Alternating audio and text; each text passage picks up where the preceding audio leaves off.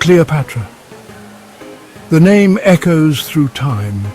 It speaks of power, intelligence, and allure. She was the last pharaoh of ancient Egypt, a ruler of immense capability and cunning. More than 2,000 years after her death, her story continues to fascinate us. We are drawn to her tale. It is a story of ambition, love, and ultimately, tragedy. Cleopatra's Egypt was a beacon of civilization.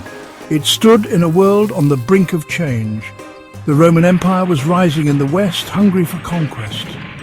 Cleopatra fought fiercely to protect her kingdom. She would use every weapon at her disposal. Her intelligence and charm were legendary. This is the story of Cleopatra, the last pharaoh. A queen who defied an empire. A woman whose legend continues to captivate the world.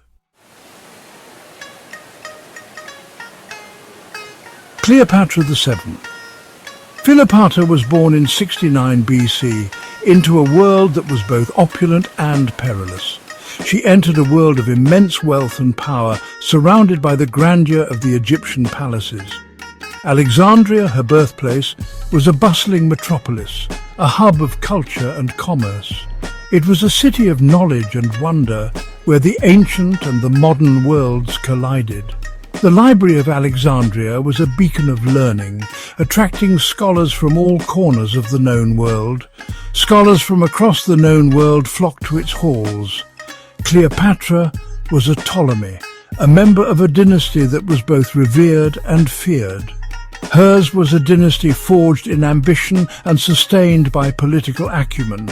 Her ancestors were generals under Alexander the Great, men of great military prowess. They inherited Egypt after his death, establishing a new era of rule. Ptolemaic rulers were expected to be cunning and ruthless, traits necessary for survival. Cleopatra would learn these lessons well, observing the intricacies of power from a young age. Her father, Ptolemy the XIII, was a weak ruler, often seen as ineffectual. He was more interested in pleasure than in governing, indulging in the luxuries of the court. This left young Cleopatra to witness the fragility of power and the importance of strong leadership. She began to learn the art of politics, understanding that survival required both intelligence and strategy.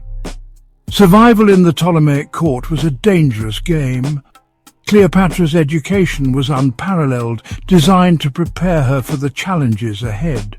She was tutored by the finest minds in Alexandria, receiving an education that was second to none.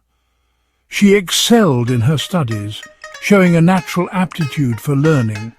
She mastered languages, mathematics, and philosophy, becoming a well-rounded and knowledgeable leader. History, however, would become her greatest teacher as she navigated the complexities of her time. At the age of 18, Cleopatra ascended to the throne. She ruled Egypt alongside her younger brother, Ptolemy XIII. Their rule, however, would be far from harmonious. Power struggles were common in the Ptolemaic dynasty. This time would be no different. Cleopatra, determined to rule alone, sought to outmaneuver her brother. She understood the importance of image and perception. Cleopatra embraced the Egyptian belief in divine right. She presented herself as the reincarnation of Isis, the goddess of magic and motherhood. Her brother, meanwhile, was a pawn in the hands of ambitious advisors. They sought to limit Cleopatra's power. The young queen was forced to flee from Alexandria. She sought refuge in Rome, where a powerful general was making a name for himself, Julius Caesar.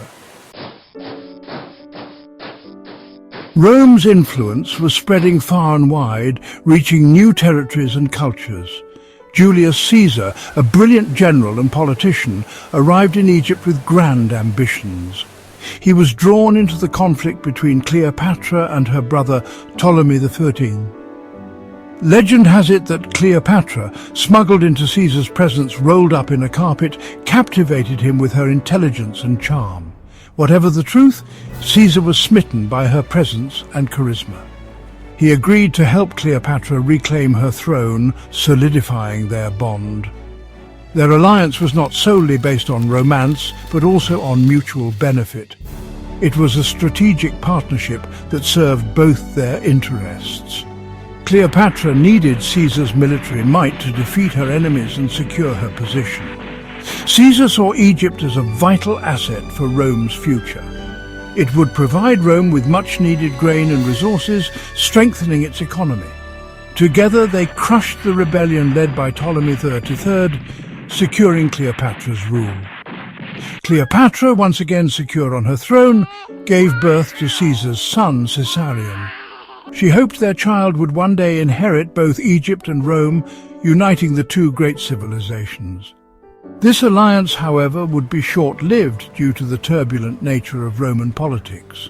Caesar, embroiled in Roman politics, was assassinated in 44 BC, leaving Cleopatra vulnerable.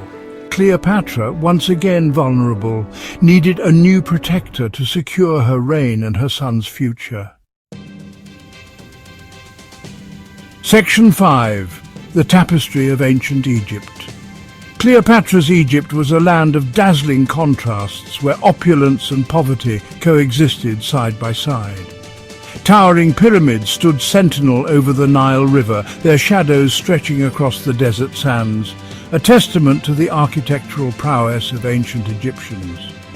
The Nile, the lifeblood of Egypt, flowed through the kingdom, bringing fertility and sustenance to the land.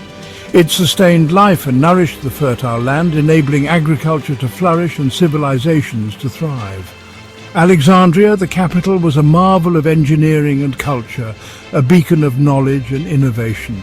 The Great Library, a repository of knowledge, housed scrolls on every conceivable subject, from science to philosophy.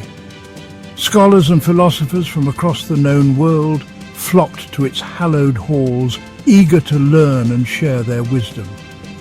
Egyptian society was deeply religious, with rituals and ceremonies woven into the fabric of daily life. The pharaoh was not merely a ruler, but also a god-king, believed to be the intermediary between the mortal and divine realms, a living deity on earth. Temples dedicated to a pantheon of gods were scattered throughout the land, serving as centers of worship and community. Rituals and ceremonies were an integral part of daily life, reinforcing the connection between the people and their gods.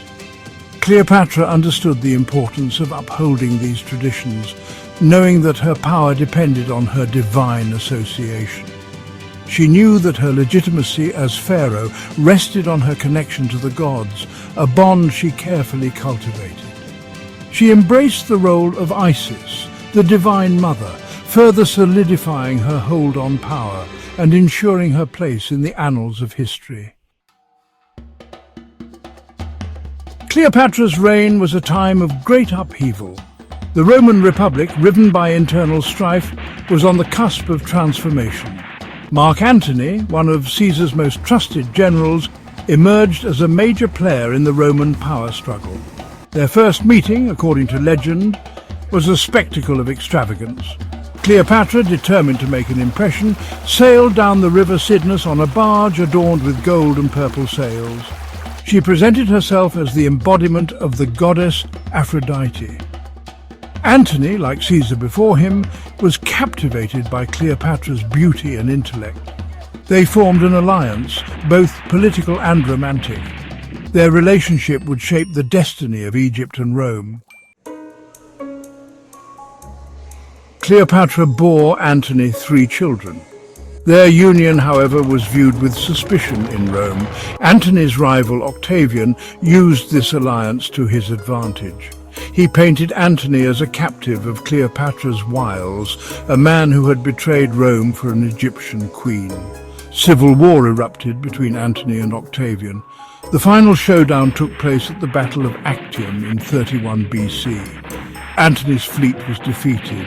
He and Cleopatra fled back to Egypt. Their dream of a shared empire lay in ruins. Octavian, determined to crush his rivals, pursued them to Alexandria. Antony, believing Cleopatra to be dead, took his own life. The queen, facing certain capture and humiliation at the hands of the Romans, chose her own fate. Legend tells us that she died by the bite of an asp, a venomous snake. With Cleopatra's death, the Ptolemaic dynasty came to an end. Egypt, once a proud and independent kingdom, became a province of the Roman Empire. The last pharaoh was gone. Her story, however, was far from over. Octavian, later known as Augustus, returned to Rome in triumph. He had eliminated his rivals and secured his position as the first Roman emperor. Cleopatra, portrayed as a cunning seductress who had nearly brought down Rome, became a cautionary tale. Despite the Roman propaganda, Cleopatra's legacy endured.